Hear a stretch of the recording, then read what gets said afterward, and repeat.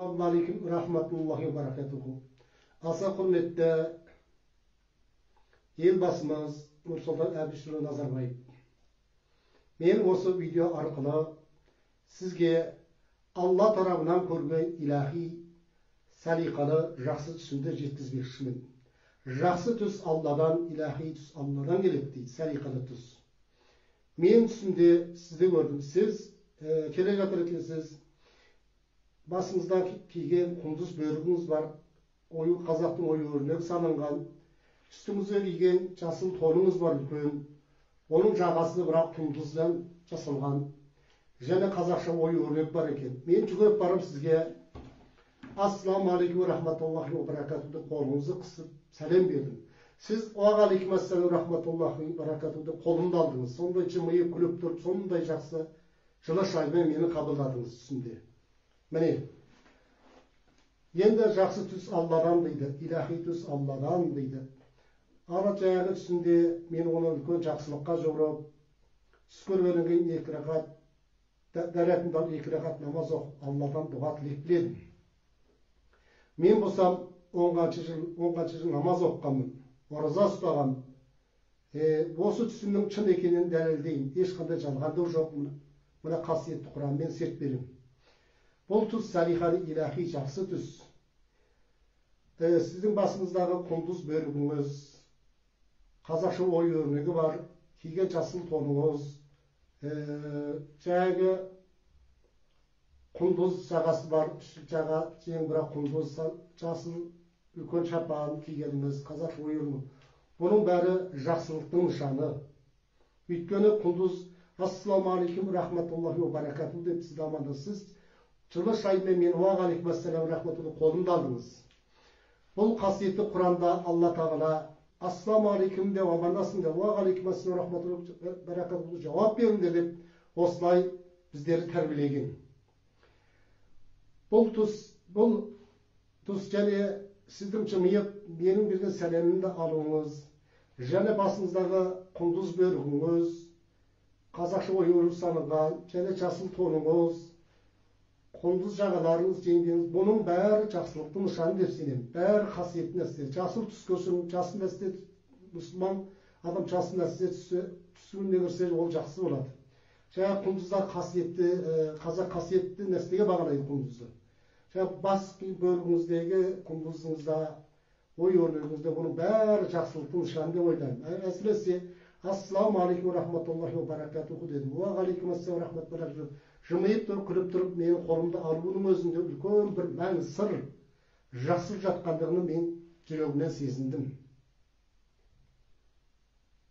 Енді мен бұл түсімді сізге жеткізбесем, айтпасам болмайтын болып қалды. Айтпасам мойныма аманат болып жазылып қалама деп ойладым.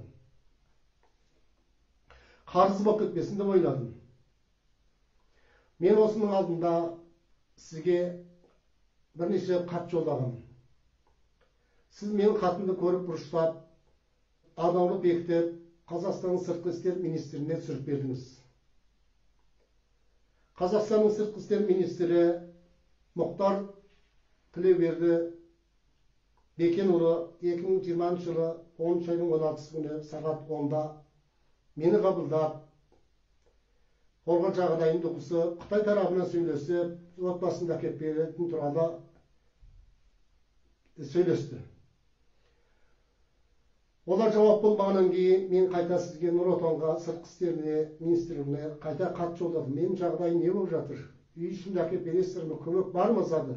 Елбасы бұрыштамасынан қандай бір жақсылық бар деп қайта арызданғанмын.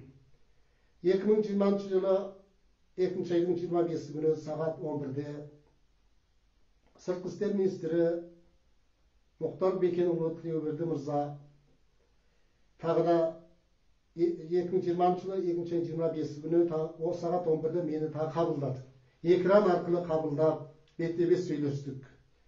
Бұнда ол кісінің айтқаны тағы Қытай жақпен сөйлесіп жатырмыз, үй ішіңізде әкелуге күш саламыз деген. Одан бері міне өтірік айтпасам 6 айға таяу уақыт болды. Жарым жылға таяу уақыт болды. Бұл әлі бір шешім таппай жатыр.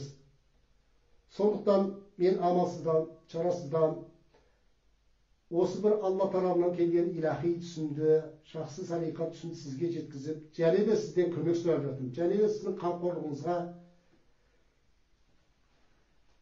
қамқорлығыңызбен осы Қытайда келе алмай жатқан 4 жыл болған әйелім Сәуле Мертайқызы мен балам Мұхтар Жеңісұлын Қазақстанға көшіріп әкеп беруі туралы бізге жәрдемдесіп, жақыннан жәрдемдесіп, қол ұшын көмектесуіңізді сұраймын. Сізден сұраймын, өтінемін. Ол менің әйелім балам Қытайда ешқандай Қытайдың заң саясатына қарсы келген жоқ. Ол Қытайдың қарапайым азаматтарының бірі. Отбасымыз бөліп қалғаны 4 жыл болды міне. Олар Қазақстан келе алмай жатыр. Мен де Аллаға жалынып, көп сұранып, үй ішімді Қазақстанға әкеп беру туралы көп дұға тілеген едім. Алла Тағала маған осы салиқаны жақсы түсті көрсетті.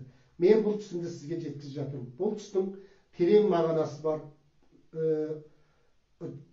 Бұл түсте үлкен жақсылық бар екенін сіз әбден білесіз.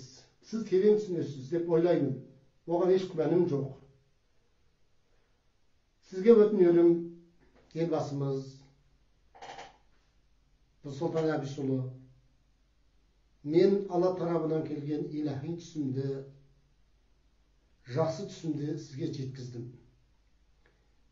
Сізден біздің жанұямызға, отбасымызға үлкен бір жақсылық келеді деп ойлаймын. Бізге қамқорлық жасайды деп ойлаймын. Оған еш күмәнім жоқ. Мен ұрпағымна сізге аманат етіп, сізге дұға тілекте болып, рахметімізді айтып өтетін боламыз. Алла сол күнге бізді жеткізсін. Сізге көп рахмет. Ассаламу алейкум, рахматуллахи ва баракатуху.